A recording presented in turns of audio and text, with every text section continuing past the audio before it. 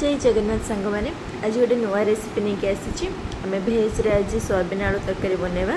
soybean को आलू टे हल्का भाव में भाजी ना तेल टे अधिका तेल दे भाजवा तापर हल्का तेल देदेव देपर आम पिज देदेव पिज देलापर मुझे पिज जीरा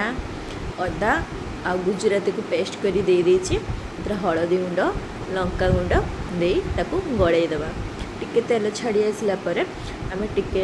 गरम मसला देदेवा गरम मसला देलापर आम टिके पानी देदेवा पानी देलापर आम तरकारी जो फुटी आसो टे हल्का भाव में भलसे फुटा दरकार स्वादटा बहुत सुंदर आसो आउे आम आलू आउ सोयाबीन को दे गलैदेवा गलैदेला टे पानी दे आम 10 मिनट